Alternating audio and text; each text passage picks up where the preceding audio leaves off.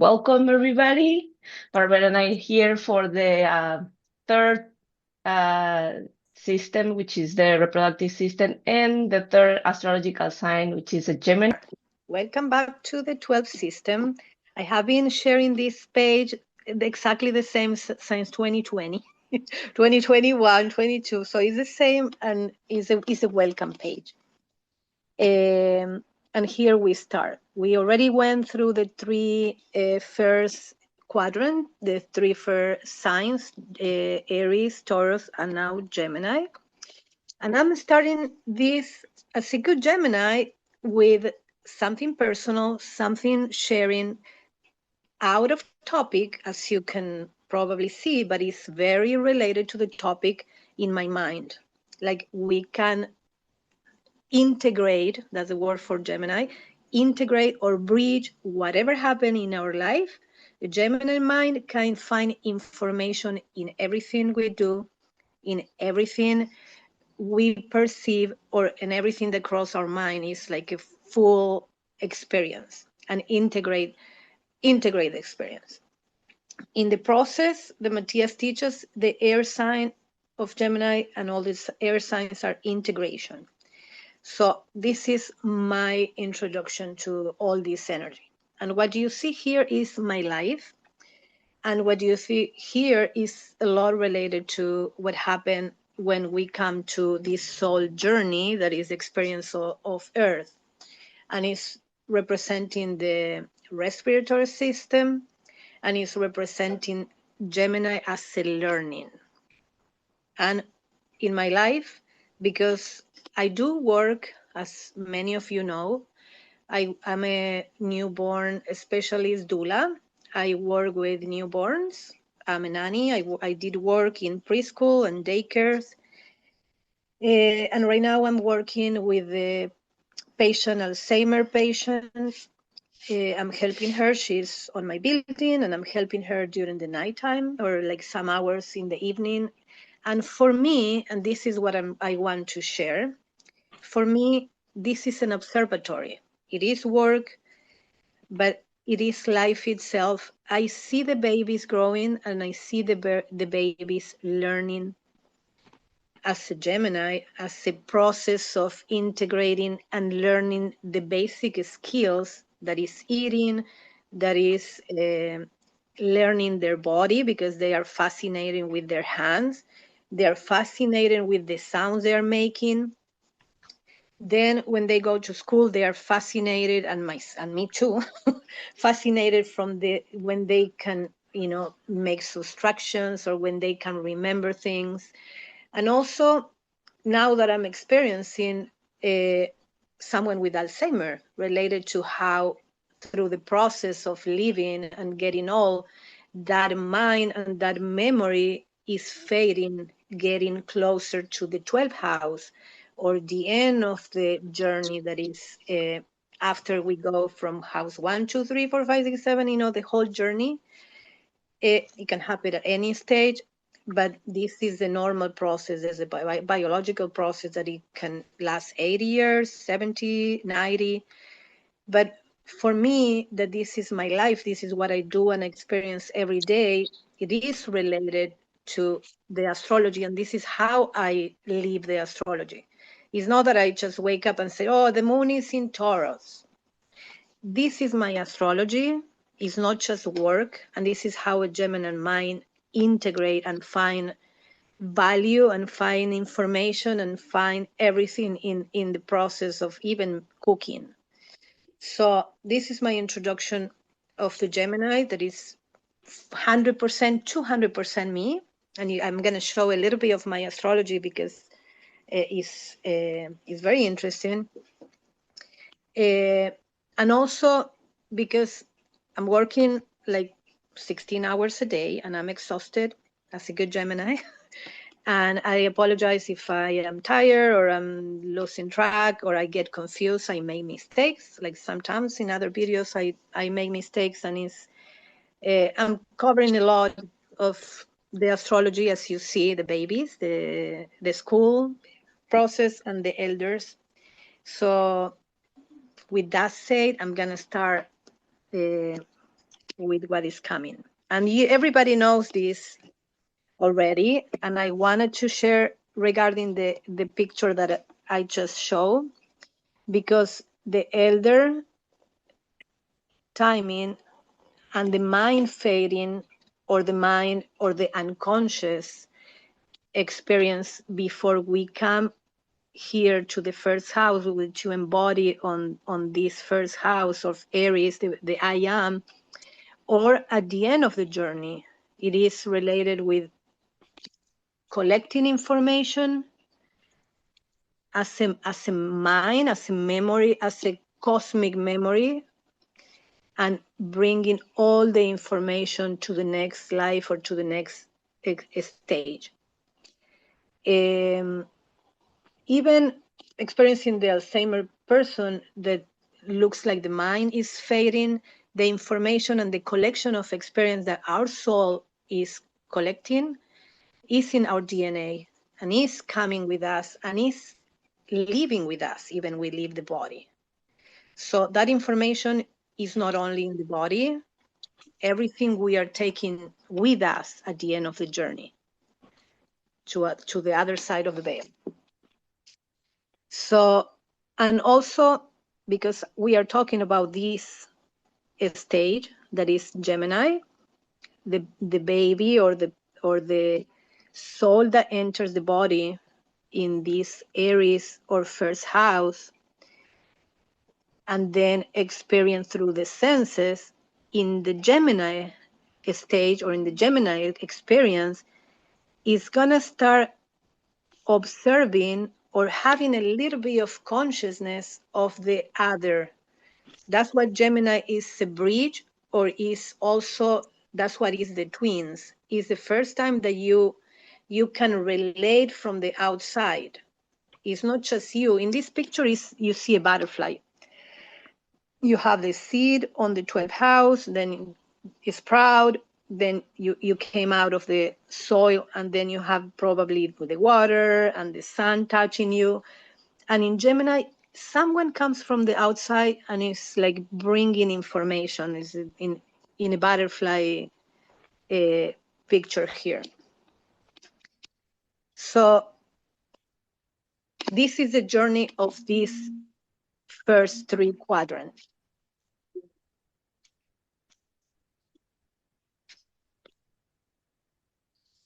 And here I'm going back to the 12th house, when the baby is inside the mother and the respiratory system is done through the placenta and through the mother. And even if you can see here on the picture, also the excretory system, that fluids are exchanged and everything is done through the mother. And that's why the 12th house, even before coming or leaving after we leave the body, it is union. It is like no definition. It's you and your mom. There is no separation. The separation comes through the first house after we are born with the breath. So the respiratory system, that is what receives us on the first house when we are born, when we embody on Aries, is the same thing that is gone and it fades after the 12 houses or after our soul's journey ends, that we live with the breath. So the respiratory system is the beginning and is the end, is entering to these 12 houses and is leaving through the door of the 12 houses, through Pisces or through the 12th house. Okay, here is the quadrant that I just showed on the other picture. And as a Gemini, I put a lot of information for you to have later if you want to dig a little bit more and read everything. But I wanted to show you these three houses is what we just talked. And also they are related to the personal planets. When you read or listen to astrology and you say personal planets, like the ones that are going to meet Pluto next week, or one by one, but they are starting to approach Pluto, are the personal planets. What does that mean? Mars is your will. Venus, your values from Taurus. Mercury, that is the ruler of Gemini, is your thinking, is the way you process information. So those are the ones that define you. So the first quadrant, or the first three signs that we already went through, the 12 systems, is called the personal. They are helping us to know who we are. They are basically our 3 blocks stage. And we have the physical body on the house number 1, Aries. We had the sensorial body. We have the mental body in Gemini. And then when we cross this line, it's going to be the emotional body. But that's what's coming in Cancer the next time we meet. So, and this Pisces is the spiritual body on the other side. So also you can see that these are related to the 7 other bodies that we have. So this is Gemini, our mind body, your mental body. And it's our building blocks. Okay, here I put some of the energy that we're going to be feeling, and we're going to be talking with the respiratory system and with the energy of Gemini when we see our chart. But I want you to know and keep these words in mind so you can connect when we keep talking. So this is what a Gemini energy is charming. These are the positive, right? Charming, adaptable, perceptive, inquisitive, imaginative, independent, affectionate, generous, curious, gentle, brainy, clever, witty, savvy, and kind. We do have negative traits, of course, that it can be deceptive. We can disconnect very fast, cunning, inconsistent, is change, superficial, we want to know everything, but, without going deep. Fidgety, I don't know what is that. Impatient, unpredictable, impulsive, impractical, scattered, sly, and sarcastic. So pretty much everything. I agree with everything that you say. Okay, here, and I wanted to present all of them because it's talking about the Gemini characteristic, and it's the first one. So what you see here is the zodiac. The zodiac, it talks about animals. As you can see, the 12 zodiacal signs are represented by animals, but, and this is connected with what is the air signs and with the Gemini, the Gemini is bringing, because you have the ram, you have the bull, you have the crab, you have the lion, you have the scale, you have the scorpion, then you have the centaurus that is half horse and half human, but is kind of a mythological creature. You have the goat, and then you have the fish. But there are 3 signs that they have people. They have a person. And who are they? So the first that is bringing a person is a Gemini, because this is what differ us, what change, what is different between the animals and I, because we all breathe. The animals have the same systems that we have. They breathe, they have circulatory system, they have excretory system, but the rational part and the brain part of making connections and using vocabulary and using common sense and using discernment, that's what is differing from the zodiac or the animals in the zodiac. So you have Gemini, that is I think. Then you have Virgo. Virgo is also ruled by Mercury, like a Gemini, but Virgo is Earth and is analytical. So it's I analyze. And it's the other one that is like completely in the mind, but in a more practical way. And then you have Aquarius. Aquarius is a water bear, and is the one pouring the water or pouring the information, or is ruled by Uranus. The Uranus is the higher octave of Mercury. So it's Mercury, Mercury, and Mercury in a different level. Aquarius is ruled by a Uranus that is Mercury in another potent, they say Mercury in asteroids.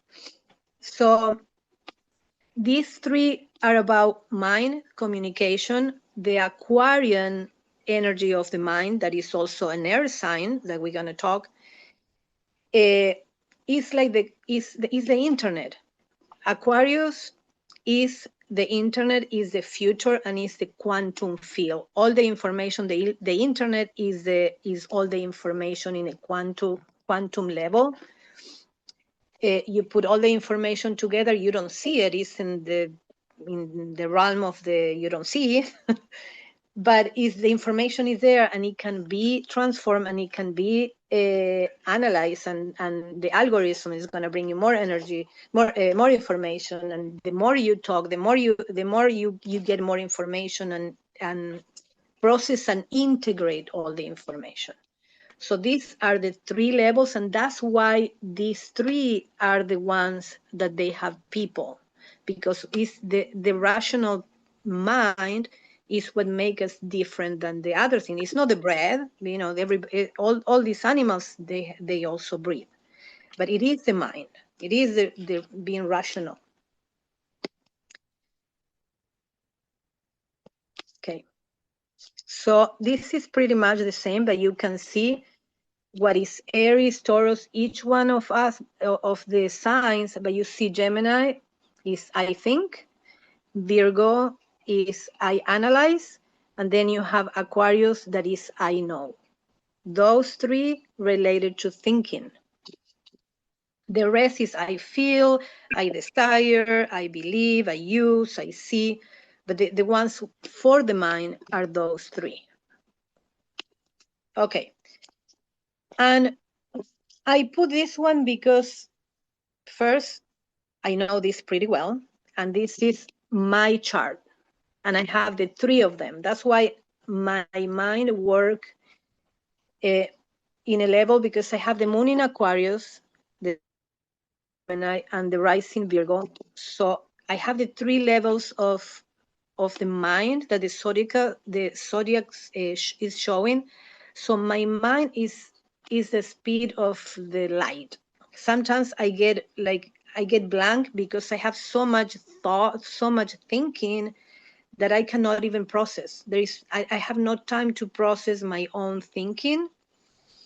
That's why sometimes I can put and I can see things, dots, or put dots together that some other people don't see it, because it's like a computer.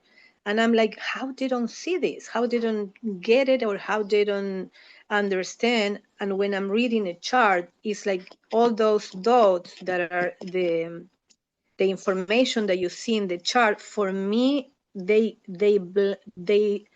blend, and they give you information that is not the information that you might read in a book. Like, again, you have the Mercury in the third house. For me, it has like infinite information that I can associate with something that I saw, with something that I was reading, with something that I experienced with the babies. So it's a blend of information, and that is the mind. That's what I wanted to say. The air element in all the process, integration, experimentation, is the integration of information, is integrating everything. And this is the formal introduction of the Gemini. Gemini, like we saw, is represented by the twins, is ruled by Mercury. It is the third house in your chart. In your chart, it can be in a different house, but it's like the third house, counting with the universal pizza, when I say the cross of the pizza. The element is air. The mode is mutable. There are three types, and Gemini is the one that is more adaptable to change and is constantly changing. The other one is fixed. They don't like to change much. Is there the graphic is square? They like to be fixed. And the other one is cardinal. That is the one that initiate stuff, but it can be comfortable being stable or comfortable changing. But the mutable is comfortable in constant change, and it is nature. And the key word is communicate. And it says Gemini is a sign associated with communication, logical thought process based on duality, and the conscious mind. Gemini people tend to be airy and intellectual, glib of tongue, and curious about life and other people. They can experience two sides of things at the same time, and they might tend to be flighty. Yes, it's true. Let me keep going. So, as the ruler of Gemini is Mercury, as a Greek god, and Mercury is also the ruler of, like I say, Virgo, and is Uranus, the ruler of Aquarius, that is the higher octave of Mercury.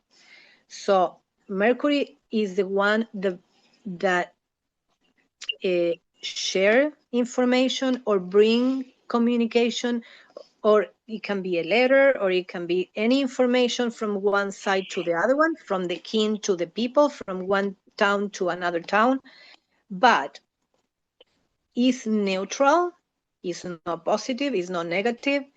The information is what matter is the messenger, is not the information. He's going to bring information that is the worst or is going to be the good without getting involved. It's about moving the information, being the bridge. It's not about which type of information is moving. That's why Mercury is neutral. When you have Venus, when you have Mars, it can be positive, negative, feminine, masculine, but then you have Mercury that is a neutral. That is neutral. Let me mute. Okay. So the rule is Mercury, but it's also associated with Thoth in Egypt, with Hermes in Greek, and Hermes Trismegistus in Egypt. I think, Fifi, you're gonna talk a little bit about that, or something like that. Okay, why the twins in Gemini? Gemini is symbolized by the twins because they are bridging or linking two words. The word that you speak and the meaning, the thought and the speech, the question and the answer, the listener and the speaker, the mortal and the immortal that was taught like from the other side of the veil. So it's always a link. It's one side and the other.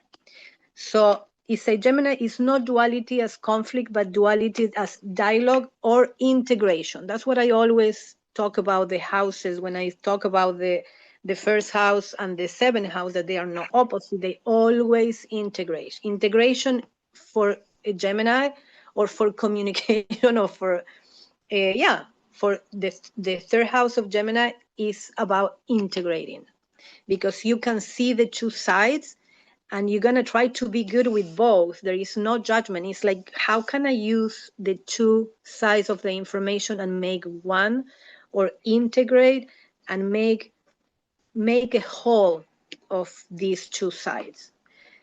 It's not that the Gemini has two faces, that many people say, is that it's able to see the two sides of the situation, or the two sides of themselves. And here, because we are talking about the respiratory system, the bridge between the breath and the inhale and the exhale is also represented by Gemini. Is the inside and the outside, is the sympathetic nervous system, the parasympathetic nervous system. Then you have the exchange with the elements. Sorry, I think I'm going too fast. Here is, I'm using this from the alchemy path because I want to bring the first element and what Matias say, and because it's a Gemini thing. This it says, in nature, it always bonds with other elements, talking about the hydrogen, creating bridge and sustaining the chemistry of life. As a Gemini character, this element is bridging all the other elements, like forming other elements from linking with other elements in the future. It's one of the elements that is going to be aligning, not aligning.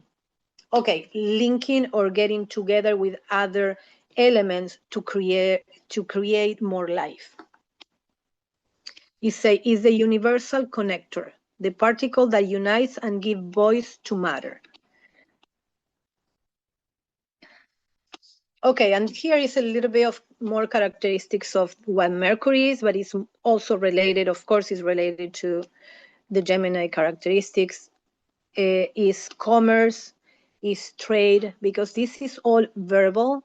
You know, a good Gemini can sell you or can make a good marketing or talks about things that they love, or even if they don't love, you know, if they can talk about things even just come out of the mouth. So it's commerce, trade, contracts, roads and movements, also circulation. This shows Gemini as a circulation of ideas, exchange of information, social connection, networking, intelligence. Gemini moves information. Then here, how is associate Gemini with the Hermes? I'm not going to read it because I want to go to the chart. Then here, Todd, god of language, and read the cosmic law. This is more Egyptian mythology, and we can find out more. Okay, so what I want to talk about here is about the triads, or the how we call Matias, the triads or the tree. I always call it triads, but Fifi or someone help me. What is it? Trinities? Trinities, yes, because I call it triads. The trinity of air, that is Gemini, Libra, and Aquarius, and the other trinities that you see. But we already covered the fire, we cover in Taurus the earth, and now we are talking about the trinity of air. Talking about Gemini, that this trinity is about moving information and is processing information. On a Gemini level, so in the beginning, the information that is moving is about recognizing the first moments of self. Okay, yes, I belong to this environment. Then it's going to go through the emotional body on Cancer, but this is the first time that you see outside in your mind, not in your emotions. But in your mind, you can differentiate. That's what it puts the twin. You start seeing something else outside of you. In Libra, of course, there is an interaction with that when you see someone outside, and this is the first duality in the zodiac, and that's what is the cosmic mind. When we expanded, it was when we split. And then with the experience of trying to know yourself and get more experience is when the monad was incarnated, and we are coming to earth, and we are getting more experience, and we are coming back, and it's to get the cosmic mind to get more information about itself. So what is doing Gemini is that. What is Libra doing as an earth sign is getting information through relationship, is using the other as a mirror, because it is a mirror. Remember when we were talking about Aries, here, that is the I am, this is a mirror. So this is not a twin, but this is another person that is going to show you who you are. In here is you, and it's also Gemini is the house of the siblings. That's what is the twin, right? It's the twins and it's your siblings. And it's the first like mirror that you're gonna have. In Libra, is through relationships. What are you gonna communicate? You're gonna communicate, of course, you're gonna communicate your values when you're in a relationship. You're gonna communicate your feelings. You're gonna communicate your body. You're gonna share your body. So that's the mirror. You're gonna get to know yourself through that mirror and integrate the information. Then you have the other last one, that is Aquarius. And Aquarius being near the end, so in this area that is Aquarius, that is Aquarius, like I say, is the quantum, because you are integrating everything mostly before you go to the 12th house and live or die, or is the full house of integration and letting go and dissolving, Pisces. So in Aquarius, what you do is integrate and process the whole experience of the first house, the second, the third, the whole journey. That's what is the quantum. That's what is the internet in the outside, right? Expressed in the 3D world. In that area, we are integrated each aspect of our life, with friends, because that's community, with jobs, with our body, with our creativity, everything that we are. So that's the trinity of air. It's about integrating, it's about evolving, and it's about using the information that we get.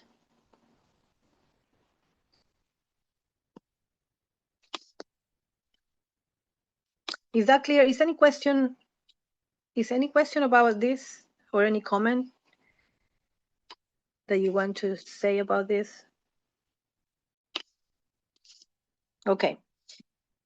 And here is, again, the three signs of the air representing Gemini, Libra, and Aquarius that we just talked about: mental, social, analytical, writers, teachers, so the characteristics of the air. And then here, I think is one of the slides that Fifi used. Gemini is the transcendence, is not the integration. Okay, transcendence. So after we process all the information, what the air sign does is release. I remember now Matias saying like releasing and trust, like letting go the process of the learning. We integrate on the fire. Sorry about this. This has been very confusing for me from day one, like 5 years ago, because when I learned the astrology and I learned some other things, it doesn't match with what Matias says. So for me, it's been difficult, and I apologize. I always mess it up. But that's the Gemini thing on me, and my brain burned out. It is transcendence. It is letting go the information that it was already integrated.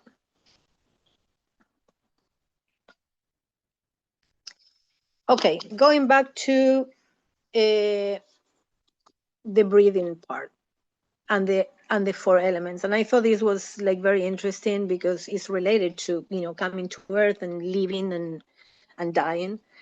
So how many minutes the body can live without oxygen? That's the respiratory system. 3 minutes is the first one that it goes. So when the body dies, the first thing that it stops and the first thing that it starts when the baby start getting this life on Earth is the breathing. So breath is the first thing that is gonna shut down when the person is leaving, is on the 12th house, as is ready to go. You have 3 minutes without oxygen, the body cannot resist. Then comes the circulatory system that is shutting down. When we die is the heart, and then is our brain. But the breath is the first one. So as air, you have only 3 minutes to live without oxygen. Then temperature is the fire. You have 45 minutes in 0 degrees Celsius for the human body to freeze, to live. On the water, 3 days without water. This is on the internet. It might be different because I know people that they don't eat, they don't drink, and they still alive. But they breathe, of course. 3 days without water. The human body can live for 3 days without water. And then the food that will represent the earth, it says 3 weeks without food. So the main one is the oxygen, because you can live without the other stuff, but not without breathing. Yeah, I think they are called breatharian, the people that don't drink or don't eat, but of course they get the energy from the prana and they breathe, and that's their and where they get the energy. Okay, and here we go to the famous chart with the system, and we are finding in our charts where is the Gemini and our respiratory system. Again, from Matias 12 system, we have these wheels that we're going to find. Fifi is going to talk about the biological system and the people, and this is a part of the astrology. We find the house, and we find where the constellation is, and then we find if inside that part of the constellation we have planets. And that's basically the astrology part that we touch on the 12th system. So constellation Gemini, in which house is your constellation? Because the constellation that is Gemini, it can be on the 1st, it can be on the 7th, it can be mine is on the 10th house. So it is in a different house.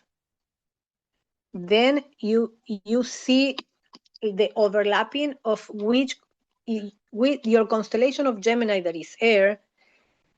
In my case, that is on the 10th house, is a house of earth.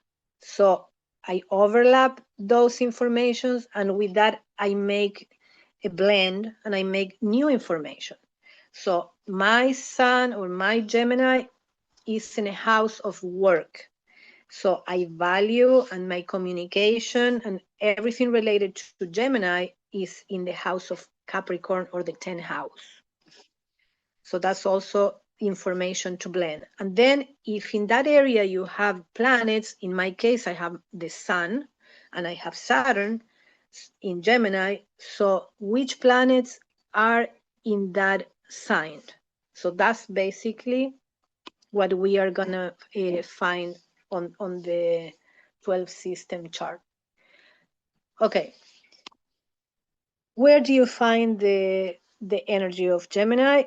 In your on this house number 3, again, in the house number 3, it is always based on Gemini. Then you have the constellation somewhere else, and then you have Mercury as the ruler somewhere else. You put together those 3 elements, you read what's happening in your 3rd house.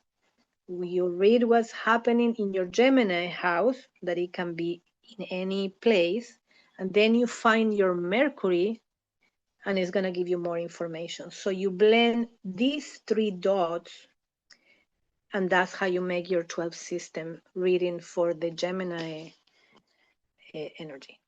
And here I'm going to use these 2 examples, and I'm going to, and I put this little saying that Matias put, each sign, each chakra is an element in your inner lab. All the blend, like I always say, is a blend, and it's a shake, and it's a pizza, is your inner lab. I call it inner space journey. He's using inner lab because we are going through the elements and we are going through the, the periodic table. but it is our journey. It is our inner life. It is our inner journey.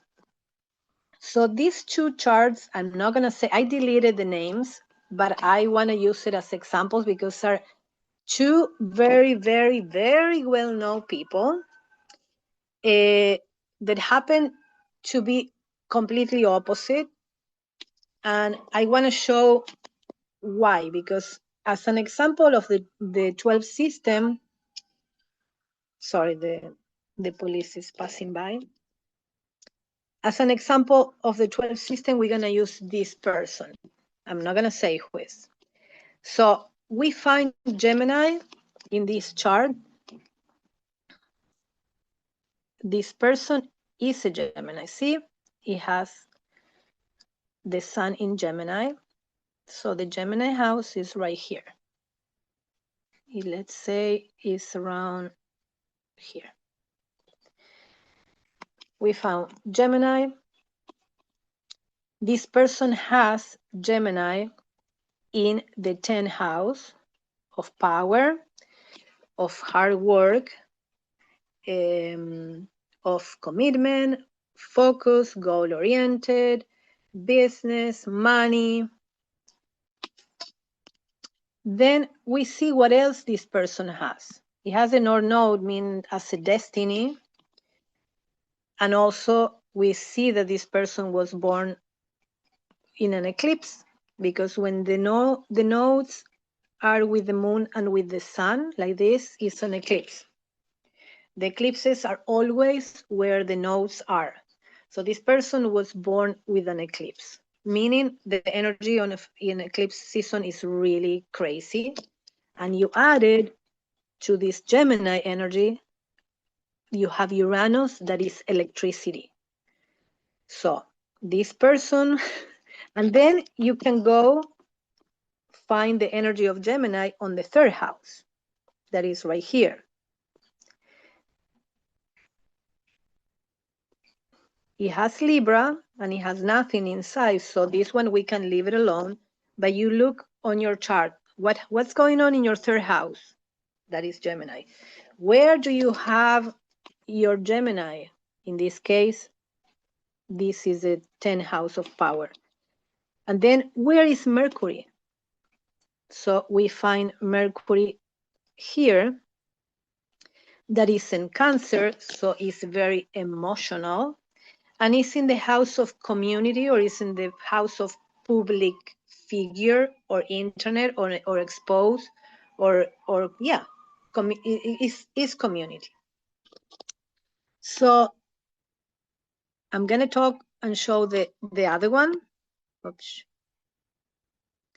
So this one is a very intense, with this right here, intense energy of a Gemini. It's an eclipse, is electrifying, is toward oh my God, to power, because it's on the 10th house. I'm going to go to the next one, and then I'm going to tell you who is who, and you're going to laugh.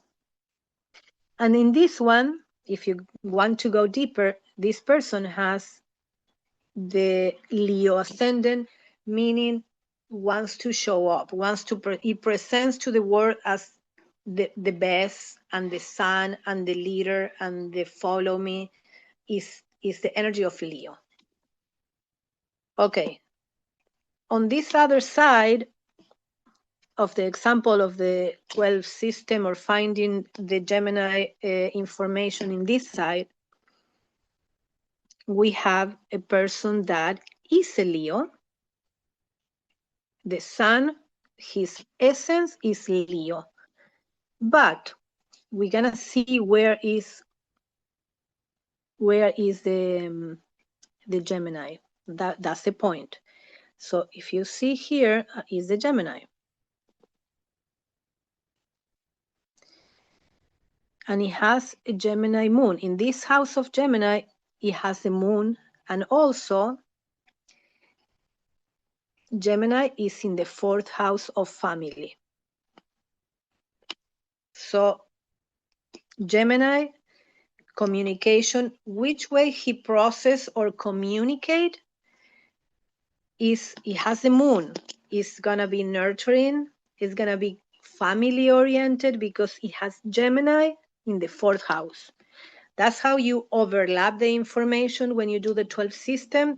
You find Gemini, or you find the other ones when we were working with Taurus or Aries, you find it and you overlap and you say, okay, this person's communication or thinking process is very aligned with the family, with the moon, with the emotions. And then you find where the Mercury is, that is also talking about communication. And his sun is 10 degrees, so it is conjunct with Mercury, meaning it's a person that is going to be very, very, very aligned with communication, and it's going to be good communicator. When you have a sun conjunct Mercury, you are about communication. It can be teaching, it can be giving a speech, but it's the same. You know, it can be being a priest because he's talking and giving examples, and is in the 6th house, Mercury, that is a house of Virgo, that is also ruled by Mercury. Remember that we talked in the beginning.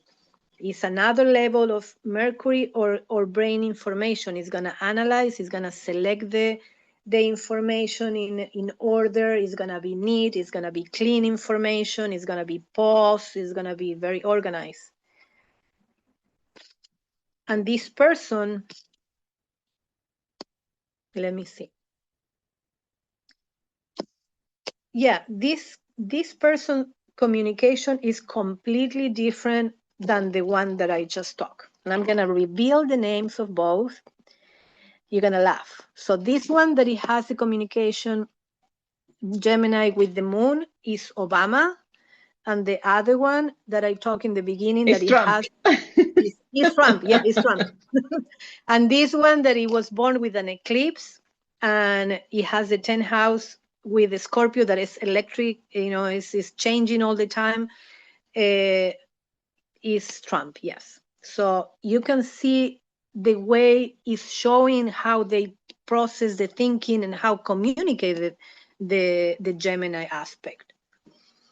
So yes, you have here the Trump and Obama chart to have some fun.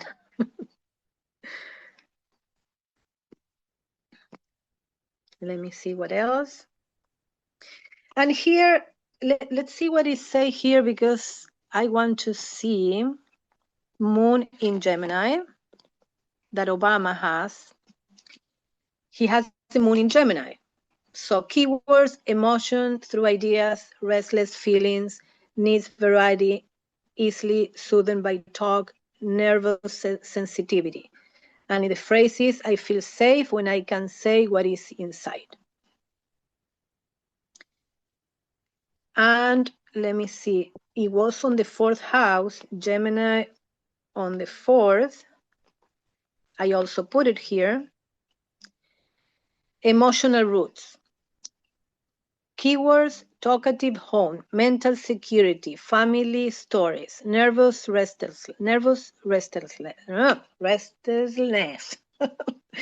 And the phrase is, I feel safe when I can speak freely at home. Home also, when you talk about politics or a country or a president, that is the public or is your country. Is the country is the 10th house, and then the 4th house is the people of the country. And then let me see, Gemini on the 10th house, public role is communicator by profession, teaching, media, messenger archetype. Phrase, I am known for how I inform and connect others. Well, not so well. He's not so well on that. And you can find, that's what I put all the houses and all the planets that you can check on your chart. And again, I put more information about Mercury here, all the planets that you can have. And I've been putting this in each one.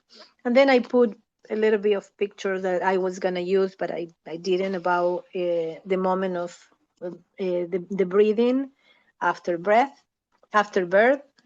And that's it. Any question about your chart? Any question about your Gemini? Any? Yes, Constance, go ahead. Sure. I just want to say, when we were talking before you started recording, everybody said they were not Gemini. I'm a Sagittarius. That's my sun sign, but I overlooked that my moon is in Gemini. And so I was relating to a lot that you were saying today. Mm-hmm. Yes. Yeah. Because the moon is the need of communication. When we talk about the moon, is the things that we need to make us cope with something, or make us feel safe, or make us feel comfortable, is our feelings, our emotions. So it needs communication. You need it. Whatever we have with the moon is what we're gonna need to feel. So for you, communication, it needs to be a way of nurturing, and talk about your emotions, and let it out, and let your feelings out, because it's a mix with Gemini, communication, and moon, that is feelings, emotions, nurturing. So it's always blending all the info. Great, thank you for sharing, moon in Gemini. Yeah, is that it goes for moon in Gemini, ascendant Gemini, or Gemini sun. It can go also if you have Mercury in Gemini, because communication is gonna be related to a Gemini. So also your Mercury, if it's in Gemini, it is bringing that info. Got it. I don't know. I don't remember how to stop sharing. Okay, I got it. My brain is fried, ladies. I got it. Okay. Any other question? Hope it was a little all over. I know it's all over the place, like it's a Gemini thing. But I hope it was useful. Yes, thank you, Barbara. We're going to start with the Gemini and respiratory system. I like to start a little bit with the Gemini feeling. Probably it's a little bit repetitive if if I talk a little bit the things that Barbara talk about it, but I prefer to just start like layering one energy with the other because they are all connected. Okay, so this is just the overview of Barbara talk about the Gemini and the respiratory system. We're going to talk about it. Then we're going to do a little practice or meditation, mostly meditation, and the questions at the end. Okay, so I would like to start with the energies, of course, of Mercury. As Barbara explained, that Mercury speaks from the sacred bridge, is the connector, is Hermes, is thought, is the one that teaches to communicate from a level of no judgment. He is the God that brings the information from the heavens to the underground and vice versa. And for me, that means a lot because I realize putting together these slides, all of the insights about how important is to understand that communication is not in the same level in all the dimensions, meaning not everybody is resonating with the same vibration and the same frequency. Therefore, sometimes we feel that if we say something for us is very clear, for other people it's not, even if we speak the same language, right? So this made me think that how important it is for also a lot of people that work with therapy or like coaching or a lot of methodologies that involve to listen to the person and receive that information and guide and ask questions. We need to match that frequency. We need to match that vibration. We cannot assume that everybody is understanding us with the words that we speak. We, as thought teaches, the information comes from something deeper, which is that state of vibration and frequency. And if we want for our words and our intentions when we talk about something to different people, we need to be aware of that. This is one of the insights me as a coach, I learn a lot about listening to people and not assuming anything.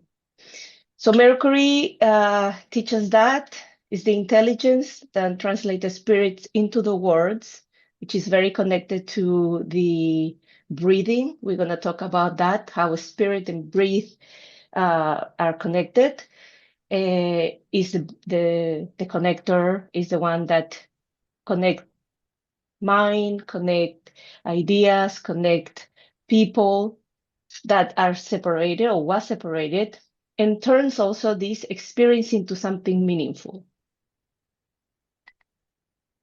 So here, I'm just going to go very briefly about the constellation of Gemini, the house 3. Mercury is the planet, the element is air, and Gemini say, I think. And his attribute is to connect, as we talk about. And the energies of the sign, Barbara talked about it, communication, exchange, connection, all of that.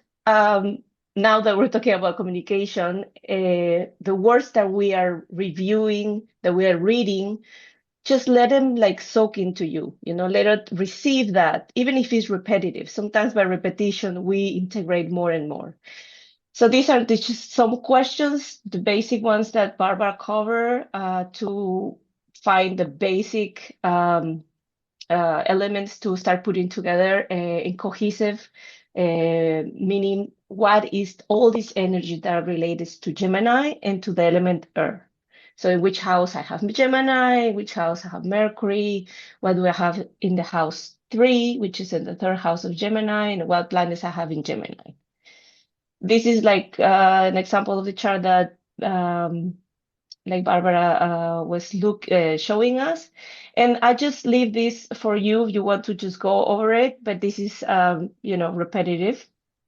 In the concept part of the 12 systems, we also need to ask the questions of the energies of the sign, for example, Gemini, which is a form of communication and an exchange, in what process in that time I'm living it.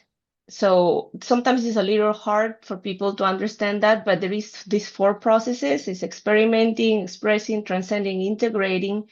And not everybody's living that. Even if Gemini is transcendence, not everybody is living Gemini as a transcending state. I could be experimenting Gemini, or can be transcending Gemini. And this is a little bit more in depth because you need to learn more about the energies in your chart to understand, and putting all these pieces, all these puzzles together to start understanding where do you have more energy or less energy of each sign. Here is just the example of these charts that you have. I just put here the information related to this chart. If you want to just go over and say, okay, how can I mix that or fill it up with my own chart? I just put the examples. And like I said, this chart is connected to this birth chart. So you can start, locating your elements, like meaning the astrological elements, your where is the Mercury and what you have in the 3rd house, etc., etc. Here just an image, because I'm very visual, of the planets that rule each sign. Now we're here, house 3 Gemini, Mercury. And this is just a chart that we know with all the 12 systems. the first four are body. We're on body, house 3, which is the Gemini house, and the respiratory system. We're going to work with the family. When we go towards the end, I can talk a little bit more about that. But basically, I recommend it like through the presentation, if you feel that anything of this information, like someone comes to your mind that is related in your family, right? Like if someone comes to your mind about a Gemini energy or respiratory system, just write it down, put it in your chart, because it's a way of like start filling up all this information that sometimes is in our mind, but we need to write it down. The space is the air, which is the element, and the time is the transcendence. This is something that I just, for clarification, some people don't know the difference between the medical astrology and the biological system is different. So medical astrology take these zodiac signs with that body parts, and Matias on the biological system does it differently. So for us, the Gemini is related to the respiratory system. So here, just wanted to show you, because I think it's important to understand all the journey that we are going through. We are doing each system separately, but it's important to start connecting all of them. So we start with the fire integration with Aries. But before that, as Barbara was saying, we came from the water expression for the womb of our mother from Pisces. Then we get the spark, the integration, right? Our spirit comes to the body on the earth, which is experimentation. We have a body in Taurus. And then we enter to the fourth element, which is the air and transcendence. So for the matter, the process, so the field, the space, the element is the air. And for the spirit, the process is the rhythm, and the time is transcendence. So right now here, we are exchanging the communication. So it's like we were talking about the breathing, right? It's where we start exchanging what comes from the environment that we inhale, whether we take, and what we exhale, what we express is this form of communication. Is where like, for example, like the kids start like really expressing and talking and saying no, saying yes, and saying, expressing, understanding that they are a separate being from their mother in a way, and they have a voice. So the process to grow this planet from darkness to light, Matias expressed that is always through this process. The space and time is the same thing in two different aspects, but it's the same thing. It's like this nucleus that divided in two, and then we have now space and time. And this is what he talks about. The space are the area, which is the elements, and the times are all these rhythms that we go through. So here we're entering to the respiratory system, and as Matias says here, is the one that connects you with the spirit. And why is that? Because is we're going to talk about also a little after this part, how important is to also understand what the old civilizations, all of them in many different parts of the world, they consider the breath to be the beginning of everything, and very important for the spirit. And in the respiratory system, what we do is that we exchange the communication with the world.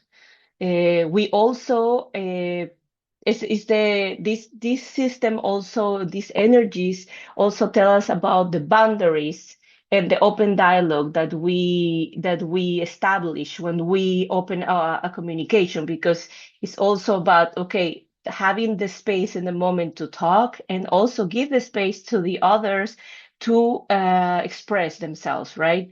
So and the air element is about the intellect, the communication, the social connection. It's about breeding ideas and also bridge with others in social exchange. The respirar, this is something Matias explained, and I really love when he does all these beautiful connections of words and etymology.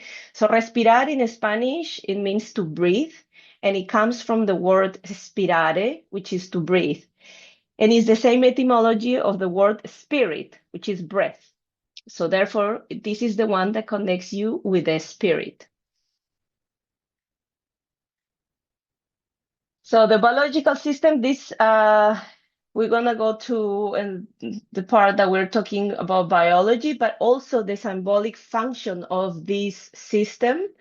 The body is very literal. So we're gonna see how each part of this system tells us something symbologically about how we take in things and how we breathe out, no? Connect also, like all this exchange of communication and breathing and words.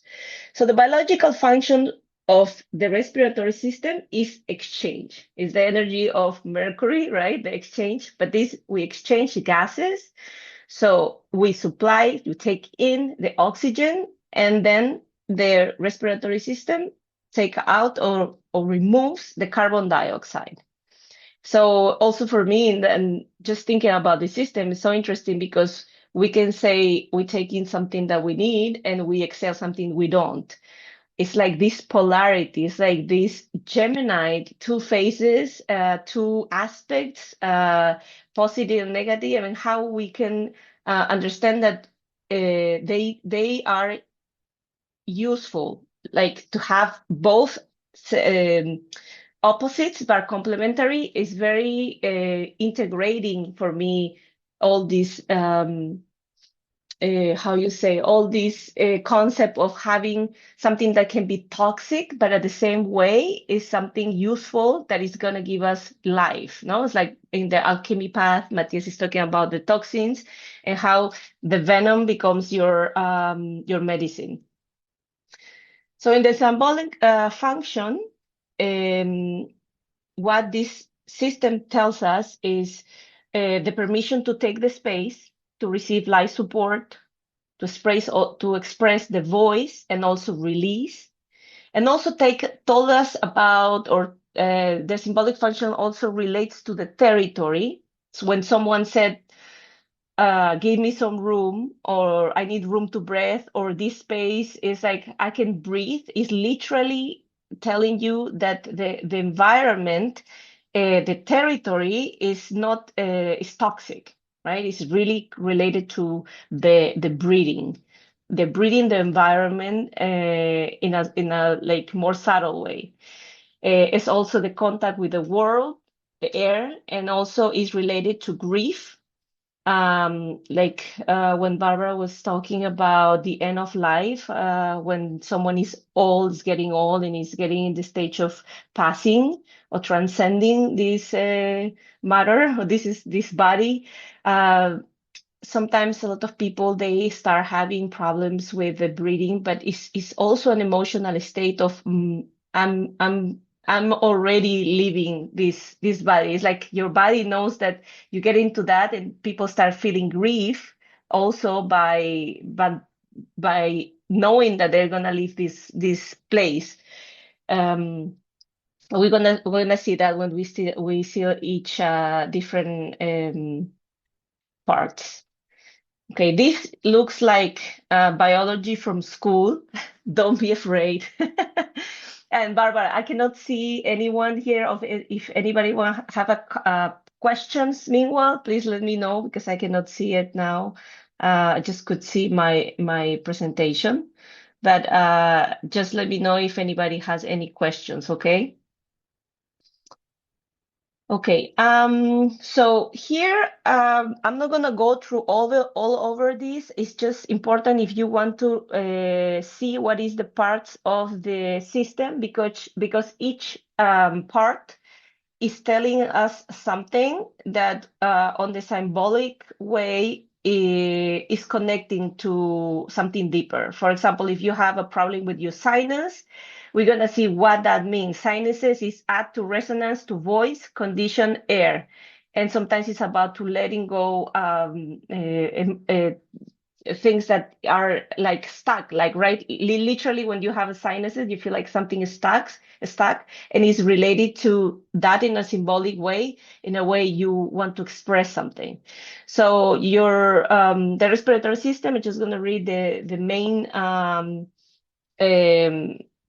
aspects of that system through just the pure biology. It warms and adds moisture to the air when you breathe in, protects your body from particles you breathe in, allows you to talk, helps you smell, and balance levels of acidity in your body. So here, the upper ways, you see is all these parts of the upper part of your respiratory system, and the lower airway is from the trachea down up to the diaphragm, which is that muscle. This system let us feel the spirit moving through us. Here, I'm just going to go part by part, just from focusing on the symbolism. So the nose or the nasal passages is the one that tells us to first contact, is the first contact that we have with the world and the permission to let life in. And underneath is I just write something. What we need to ask is like a thing, like the part is telling us, communicating us something. So this part asks us whether I like what I am taking in and whatever I can filter in. The sinuses is about pressure of unexpressed feelings, and it invites me to lighten heavy atmospheres and say what fogs me. A lot of people that it's very hard for them to express their feelings and they feel pressure. Actually, my husband is one of those. He has always this problem with his sinuses. And I realized that sometimes for him it's hard, for him it's harder to express his feelings. And it's like I was saying, like something is stuck in there, and you are when you take consciousness of that, you can start working on certain things or connecting, right? So okay, I have these sinuses constantly. Okay, it's connected to unexpressed feelings, and how can I lighten these feelings or this atmosphere, or how can I express it to clear it, right? To clear that fog or that thing that is stuck in there. So the larynx is the voice box, is the part of your upper throat where your voice, truth, and boundaries are expressed, and it asks us for words that match my reality and tones that protect dignity. A lot of people that they start having suddenly, for example, you have a sore in your throat, and you understand it's like, we think that, oh, maybe I caught a cold or something like that, but you need to just ask yourself, didn't express something? Did I shut up my truth or my voice? Because when you start having that symptoms, it's like your body is literally talking to you. It's telling you what your emotions and what your feelings are not expressed. The body will communicate it to you. The trachea is the main channel of the truth. It's literally like the channel, right? Like the tube. And ask us whether my central path is open for clear communication or not. Breath is how subtle experiences become embodied perceptions. Like we were talking about the breath, I'm going to keep talking about the breath because this is one of the things that mostly when I was putting together this presentation, something in me was telling me more about the beginning is the breath. Communication is, yes, it's important, it's exchange, but we need to start connecting and taking consciousness about how we breathe and what we mean breathing the way we breathe. I would love to cover more about that, but it's just I put this out. So if anybody feel resonant with that, I invite them to just start with the breathing and doing breathing exercises, because this is very important to start opening this clean communication from my perspective. So the pleura is the safe contact and a smooth relationship with the outside. It asks us for a protective and respectful interface. The bronchi is like the two bronchus, right? I don't know if you see, but the bronchi looks like an inverted tree or like a root.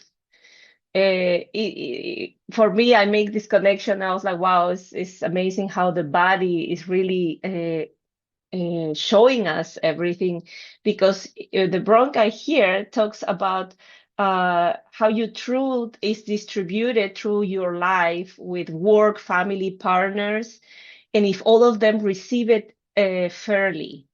It's about the connections and people in your life and how you communicate with them and how you exchange with them this truth and this your truth. The lungs talks about intimacy with life, receiving, embracing, and surrendering too, because the same way you receive, you need to surrender, you need to let it go. So it asks us for both courage to inhale and also the grace to exhale. Is that opening of I receive from the world, but I also let go, and I also exchange and let my truth out. The diaphragm is the muscle that is underneath, is the one that push and makes all these motions, right, through the respiratory system, and it's the permission to feel and to let the emotions pass.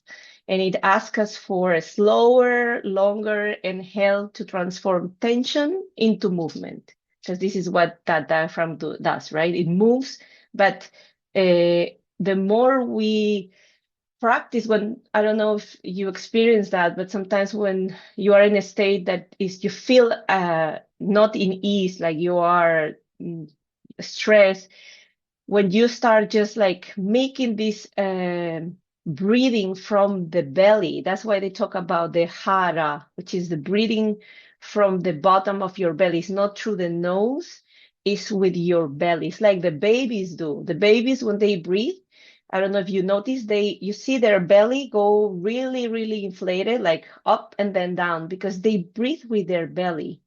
And this is a practice that I recommend. Is like transformative. Sometimes you really don't feel that you are like taking the air strongly through your nostrils, but you feel like it's just subtle air that is coming through you. It's I recommend, I didn't put it here, but you can look it up. It's called Hara, Hara, breathing. So this is the part that I was mentioning about the nose. I felt like it was very important to point it out here when we're talking about the biological parts, and this is one of the parts of that system. The first phrase is from the Genesis, where it says that the Lord God formed man of the dust of the ground, so human, like Matias explained, this human comes from humus, which is the earth, and breathe into his nostrils the breath of life, and man became a living soul. And I think like that's why it's all these ancient cultures that we receive many information, but we're not sometimes very conscious about, like they were, like the Egyptians or the Vedic culture, the Taoism, that they were very aware of the entrance of the soul through the nose. So the nose is a physical bridge between the material body and the invisible spirit.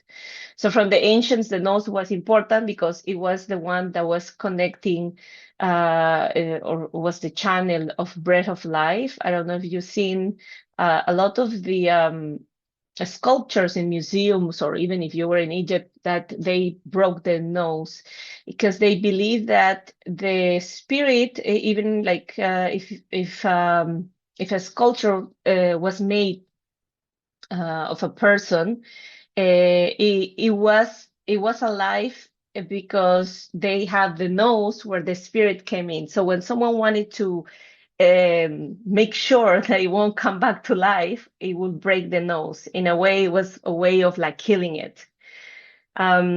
In the prana, for the prana and vital energy, the Vedic culture says or talks about the nostrils. They are linked to energy channels.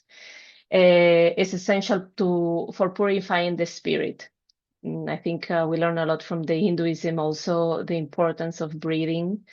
For the Taoism, the nose was called the heavenly gates. So take care of your nose and the breathing. This is something Matias said about the breathing. I don't know if you're familiar with Ham, Het, Hum. The breath is the language through which the universe learns to be human. This is a technology, like not just breathing, but our words are technology. It's a way of how we can manifest in this matter. And everything starts with the breathing. I call it the breathing of the universe, right? It's like this constant inhale, contemplate, and exhale is the primary interface between spirit and matter. That's the breathing, and is the code that allows consciousness to enter and move through and be embodied in biology. So some people, I heard a lot of people that they, through just breathing, could really heal many parts of their bodies. And I think if we just tap more into it and give more consciousness, not just about the words we said, because they are like manifesting technology, right? Like we can manifest through that. We can also align ourselves to other realms and dimensions to receive information and exchange it.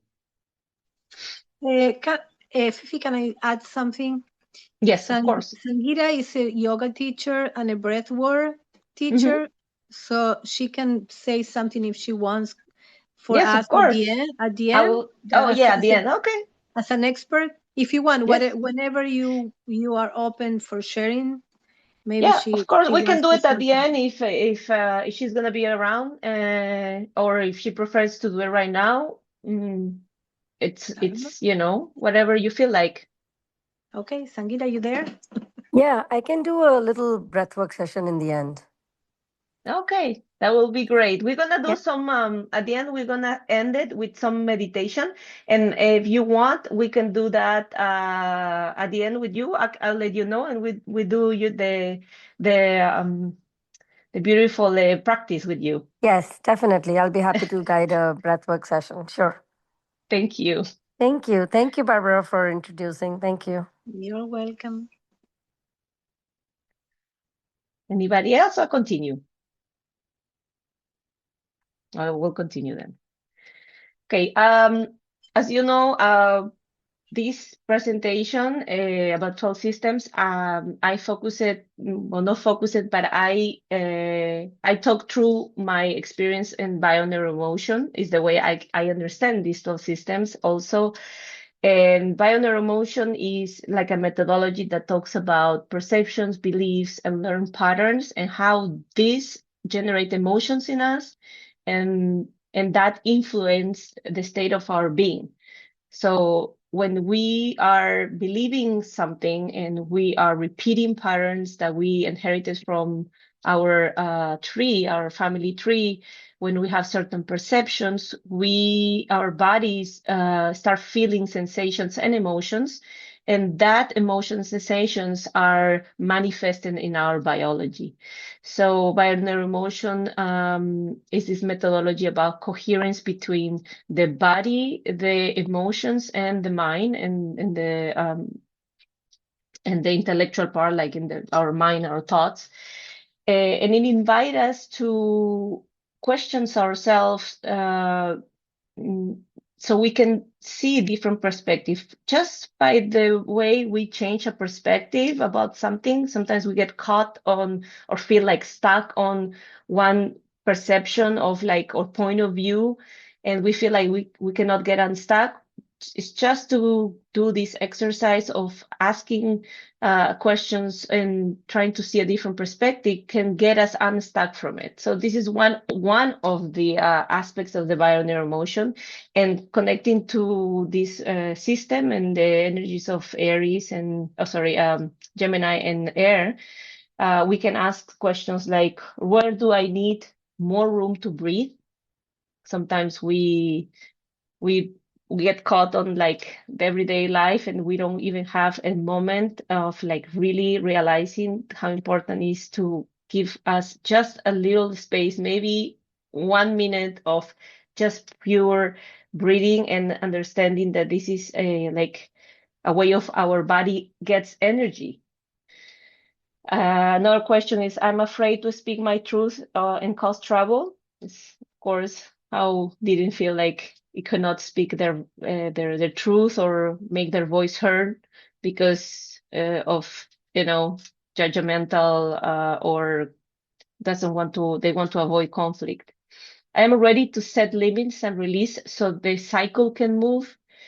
Sometimes we don't put limits, and that is like when people have, when I don't know, it just came to my mind when you caught on like in this situation when you are like feeling like you cannot breathe anymore because you're going through many things and you cannot say stop or like that's it, or I can just up to here. Our breathing, I think, tells us also in what emotional state are we. If we start paying attention of our breathing, and through the breathing use that technology, right, of the breathing, of calming ourselves, of like, okay, now I'm like, I don't know, breathing super fast, I'm like in stress, so how I can calm down just by breathing. Do I must hold it all in? Or people that they feel like they don't have they're like short breath, right? They have short breath because they feel like they're like burden. They carrying a lot of things. So the all will be, I must keep everything in to be okay. This is one, it's just an example. And the new is how you can like change, right? That perspective of I must keep everything in to be okay. Two, I am safe to receive what nourishes me and to excel what is complete. So it's giving permission to yourself to do this exchange, to receive and to give, to inhale to and exhale, to express, to communicate. Bruce Lipton, which is one of the fathers of the epigenetics, which is the BioNeuroEmotion based, the method based tool, is that something that he says, and it's like a mantra to me every time that I think about my chemistry of my body, that maybe it's not 100%, but I will say probably a majority, that our chemistry, our body is not just our inheritance by our DNA or by our what we inherited from, genetically, but it's also the environment. And if you change these perceptions, we can really heal, or we can redesign or like recalibrate our body. So for the 12 systems, there is one part that is a space, time, and person. I just listed it here, so it's aligned with the what we're talking. So the space will be the air for Gemini. So in which circumstances I live this energy in my life. So for example, what air or space or voice do I need? Or if I set boundaries, does love leave or deepen? It's about asking us these questions if we feel uncomfortable with these energies of expressing, exchanging, communication, connecting, thinking, and how this affecting our lives, and how we can manage it. The time, what stage I'm related to this energy, like we were saying when we were talking about the chart, if I'm expressing, experimenting, transcending, or integrating these energies. And the person is who in my family reflects this energy or this emotion. Like I said, you can connect it through the astrology part with the energies of Gemini, or you can connect it through the biological part or the emotional part. So if someone comes to your mind and a person in your family that you can connect with these energies, you can write it down and start filling your chart. The transgenerational pattern is part of the BioNeuroEmotion, and I really like it because if from my own experience, I heal a relationship through this with my mother, and it changed my life in many ways. So it's something that I really kind of devoted part of my practice because I feel like if we don't know this information we receive from our ancestors, we don't know where we're going. And the transgenerational patterns um, are like not just patterns, but they are information or emotions that our family members on in our tree experience, and they didn't transcend. Therefore, they goes through the next generations. So how can I mm, go over and see, okay, what I inherited from there, right? From them. So you in with this we do this with all of the every system. I do this with every system, but now that we're speaking about the respiratory system, I'm just going to talk about some as an example, some of the possible scenarios that if you any of those resound with you, take a note, because I think each of us has something from each system. For example, in this case, symbolically, the respiratory system carries information about silence voice or forbidding speech when in your family someone say don't speak this, or the main thing is a family secrets. And I would like then to talk about this. Is very important because family secrets are the heaviest thing in our body, because we don't know. We cannot work on something that we are not aware. And family secrets are very, let's say, like harmful for our evolution in a way. But of course, it's there. We need to accept it that everybody have in their family like secrets, but it's important to talk. I take it from now on, like I'm not judging anything that happened in my family in the past. I know there is many secrets that, thank God, have been like little by little unveiling it, but I try to speak the truth and no keep any secret with my son, because I don't want, or my nephews, to carry that burden. It's better for the family to know truths, even though there are some hard truths, that not knowing at all, because they will experience it in their lives and they will not know why they're experiencing it. That's the sad part. I've seen many of my people that I accompany through the BioNeuroEmotion not being aware of anything that happened in their family that they experienced and they relived in their own experience. And they said, if I have known that for in my life, probably I would not be carrying this for 20 plus years. So another aspect can be unmourned losses, goodbyes, when people, they never say goodbye, when people also, a lot of our ancestors migrate, they leave places, territories, they never say goodbye to their loved ones, or they thought they will see them again and never see them again. Uh, Oppression, people that are being oppressed, that they have the problems of like, I can breathe, or nostalgia, like I said about the migration or exile, rules that has to do to be, to respect your elders, or you respect your parents, like to be proper, things that are related to also caretaker of breath holding, meaning like children who learn to be quiet so their adults could cope. I think, I experienced this in my personal life. Also the punishment for truth, right? Like who is not in this place or will never be in this place, right? Of like, okay, if I speak the truth, they're gonna punish me, so better I not. And we just carry that, and we experience that through our relationships over our adult lives, and it's not giving us any positive way of like evolving when we are not truthful, especially not truthful with ourselves. If we cannot make our voice heard from our truth with coherence and without judgment, but just being ourselves with our voice.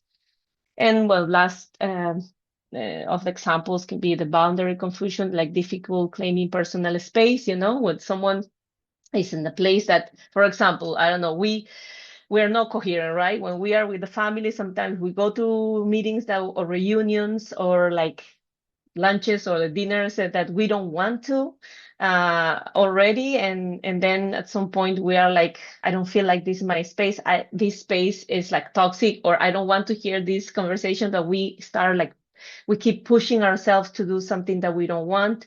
And for me, to be coherent is one of the practices that I try to do it every day consciously, because I feel like if we were more coherent with what we think, what we feel, and what we do, we're going to be more in balance and in an ease, and not as with disease.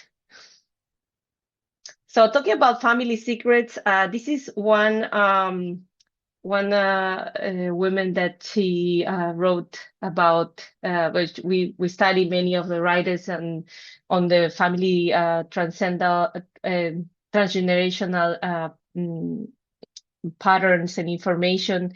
And she says that what happened is like sometimes we experience things that not even our parents are conscious about, because let's say if something happened with my great grandparents, at some point they keep it as a secret because they couldn't express it. They didn't tell them to their kids. And then the second generation, so the first generation is like they don't say it, right? This following generation is a secret. So they probably know something, but they just like keep it secret. But then the third generation is unthinkable. It means like they don't even are aware of that information. And this is when we feel like I experienced it myself. It's like I didn't know this information about my grandmother or my great grandparents that now are like making sense why I experience certain things, because it was something that is being like more and more buried. So we need to start unburying these family secrets to start understanding what I inherited, what pattern I inherited that I cannot get out of it. I need to go through this path because they couldn't finish it. It's like they give you the I don't know how you call it in English, the post, or they give you like this thing that you need to carry it. So you need to finish the journey. And some of our family members, they couldn't do that because they didn't have the tools that we have right now, right? So to be connected with our family and everything, right, without judgment, to trying to understand why they keep secret, and that now it's okay to unveil it because we have the tools to resolve them. I like to close just having this small thought of: my breath is mine, my space is allowed, and I speak my truth. Because it's very important to speak our truth right now, because each one has their own way of showing and exchanging that truth that is unique and inside all of us. So I put that intention today, and from now on in this year, to speak my truth. Please, Sangeeta, you can you can get it in to do the breath work. Everybody will be very thankful for this beautiful gift. Okay, so if we sit comfortably, and alternate breath work is something which balances you. So as Fifi said, belly breathing is very, very powerful in terms of connecting to your hara, connecting to your being. And the other neuroscience aspect of that is that the brain is not just here. The mind, the brain is not just here, but there is a second brain, which is actually more important. And I think of it as more primitive. Brain is in our gut, in our belly. And that's why, as per Ayurveda and yoga, we have to be mindful of how clean and happy we keep our gut. Happy gut, healthy gut keeps mind happy and healthy. So that is one way. And the second way is very simply to do alternate nostril breathing, which I'm going to teach. So basically, you make Vishnu Mudra, which is the sustaining energy. So in Indian Trinity, there is Brahma, Vishnu, Mahesh. Brahma is the creator. Vishnu is the person, the universe, the element that creates, that maintains, and Shiva is the energy that destroys. So the first two fingers, when they come down and they put a impression, like little pressure at the meat of the base of the thumb. Yeah. So your first two fingers, index finger and middle finger of the right hand, they press at the base of the meaty part of that thumb. And then you close your right nostril with the right thumb. You inhale from the left. You close the left nostril, exhale from the right. And then you inhale from the right. Exhale from the left. In left. Out right. In right. Out right. Sorry, out left. In left. Out right. In right. Out left. That makes one round. So you inhale from left. Exhale from right. Inhale from right. And exhale from left. Breathing like this, making sure that you go all the way down into your navel. So once again, breathe in from the left. Exhale from right. Inhale from right. Exhale from left. Yeah, so I normally would recommend, if you want to practice on your own, do at least 10 rounds. That's like the minimum dose for you to get benefit. Now, in yoga, we say there are energetic pipes, two pipes, Ida and Pingala, in energy centers, the feminine and the masculine. But this is where the energy exchange is happening. So this really cleanses your Ida and Pingala nadis. They're like big arteries, not with blood, with energy. And that's what is connecting the heaven to earth and earth to heaven. So 10 rounds of this at a minimum. A couple of things, make sure your spine is straight. You're sitting either cross-legged or your feet are nicely planted on the floor. And you can do this anytime. Unlike many other breath work, which is morning or evening or empty stomach and stuff, this one can be done anytime, and it balances the left and right hemisphere of your brain. If anybody has questions, I'll be happy to answer. I do have a question. Is the rhythm fast? Because for me, I don't know if it's I was short of breath, but if for me was too fast, it has to be fast or it has to be more slow. Okay. As I said, it has to. So you have to connect. You have to go all the way down into your navel. So we're breathing in. Okay. And then you breathe out. Yes. Good. I needed more Now, time. the slower, the better. So there is no fast, and I mean, there is no right and wrong, depending upon where you are, you know? Yeah. So sometimes when you're in very sympathetic nervous system range, you are going to breathe faster, and that's okay. Just by the 10th round, you're probably breathing slower, and that's great, because the slower we breathe, the more we are in the parasympathetic zone. Good. Great. Thank Okay. you. Yeah. And she has a question. Okay. Sorry, I can't see if anybody has questions. Hi, So thank you for everybody. monitoring that, Barbara. Yes. Can you hear me? Yes, I can. All right. I just confused when I hear say okay to breathe deep all the way to the stomach. So is it supposed to like your stomach to filled up? Yes. What happens when we push air, when you want to blow up the balloon, we push air into it, right? So when you're breathing in, you're literally pushing air into your body. So think of your belly, your chest, more belly than chest, like a balloon. So when you breathe in, you want your belly to expand, you want your chest to expand, and then when you breathe out, you want everything to contract. Now, there are 3 levels to breathing. So normally, chest breathing is okay, like when you're running, when you're out of breath. When I work with asthmatic patients, they are a lot in their chest breathing.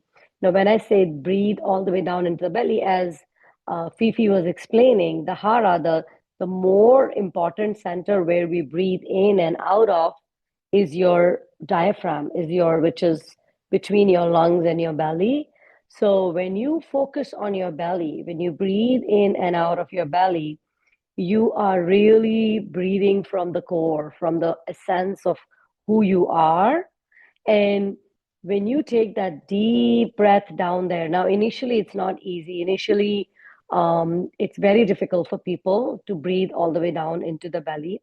But with practice, it should come. And that's why, as Fifi was also mentioning, like, a daily breathwork practice is very, very crucial for regulation of nervous system even more than your body itself. Heads home, my bulb went like, okay, I don't want to keep the knowledge with me. So one of the advanced level of this Nadi Shodhan is where you breathe in and then you hold the breath. You pinch both the nostrils and you hold for I start with 3 seconds with clients, and then you breathe out. And then you again breathe in from the right, and then you hold. So every time you breathe in, you hold, which is the hut, that you're holding in, and then you breathe out. So once you're very comfortable and you're going very, very deep, it's a nice, I would say at least 5, 6 seconds, 5 count in, 5 count out, at least that much you have reached. Then you start holding your breath and then do the 10 rounds. So that's a little advanced version, but yeah. Thank you so much, Sangeeta. You're It's welcome. perfect. Everything is perfect for this. You see all your insight, your knowledge, your wisdom. Each of us is we are like weaving this together, right? Yes, And this is yes, what is so absolutely. important for the communication in person, because we were talking about all this information people can find it now with the AI, or somewhere there in the net, like in the internet, but Yes, having this connection with each one of us giving something from right, from how we yes, integrate that to express it is very, very nurturing. So thank you yes, so much for yes. this. Thank you. I invite each of you to just feel comfortable with yourselves,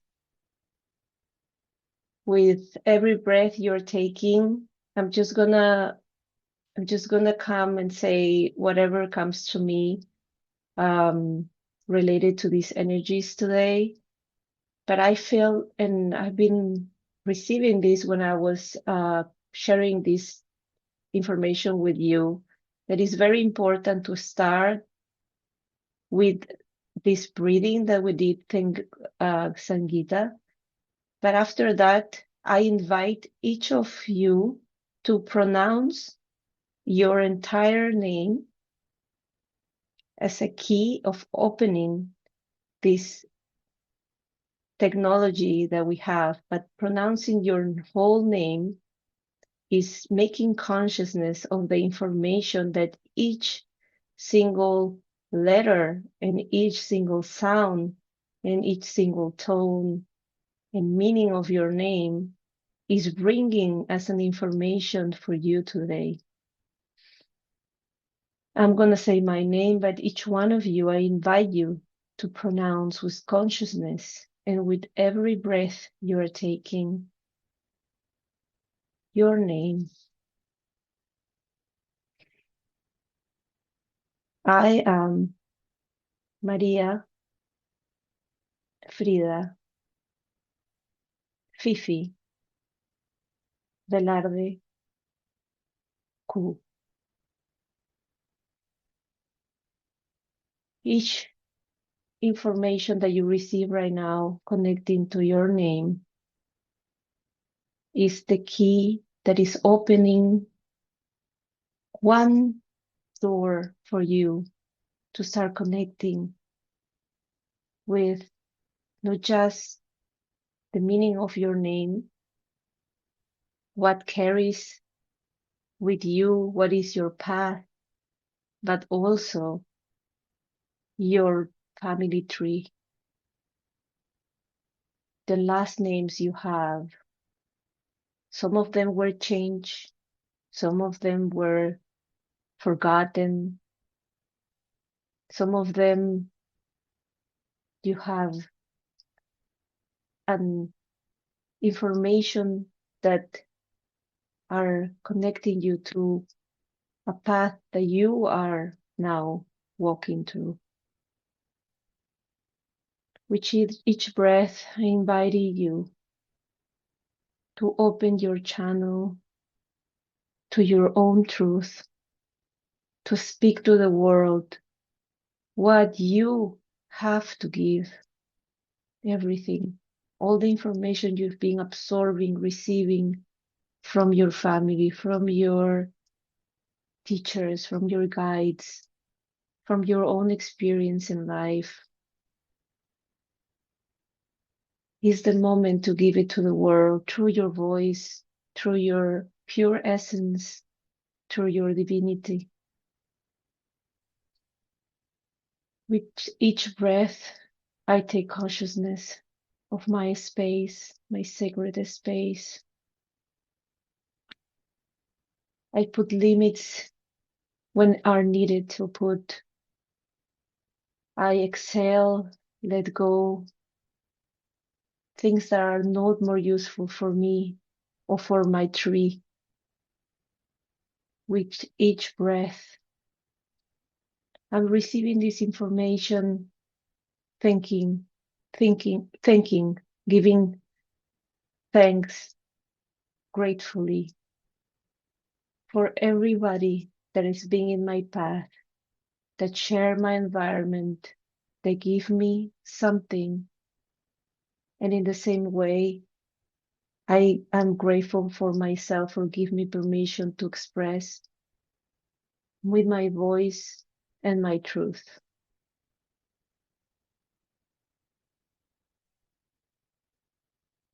Thank you for being here, each of one of you, for exchanging this information, for this beautiful communication, for embracing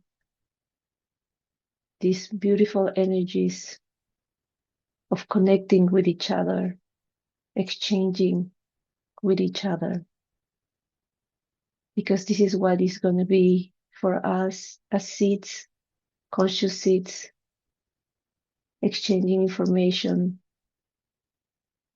and seeding this new consciousness, connecting with our bodies and therefore with our Mother Earth.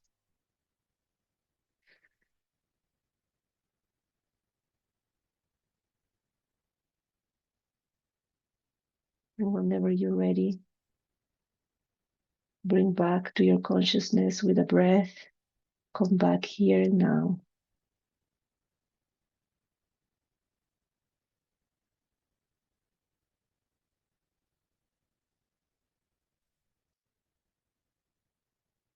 Thank you.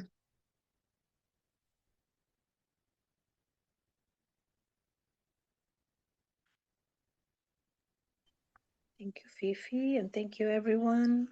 Thank you, everybody. Thank you. That was lovely. Thank you, Fifi. Thank you, Barbara. Thank you so much for this beautiful experience. Thank you, guys. Thank you, everyone. Before Thank we you, go, I want to say everybody. something. I want to say something about the next one that is Cancer, and it's about emotions, and it's about the roots, is the family ancestry. So the next one is going to be very, very important and very, very open to share and to connect with the heart and feelings, and the moon, and the water. So the next one, you guys are invited to come and know that it's going to be more open and more emotional and more sharing. Are you gonna post it when you're doing Yes. it? Yes, Okay. Yes. Most likely, we're trying to do it every 2 weeks. So for the holidays, it was a little off because everybody was busy around Christmas and New Year's, but we're gonna try to do it every 2 weeks, so then we can keep, going and keep connecting everything, because remember, everything is we keep connecting from Aries, and we adding more and more and more. It's not just separate. And I suggest you also, like, if you can use the charts that we post and we pin in the groups in WhatsApp if you want a guidance. So feel free to just use that as a guidance. This was incredible. Yeah. Okay. Okay, ladies. Thank you so much. We'll see you in 2 Weekend. weeks. See you in 2 See weeks. you. See you in the group.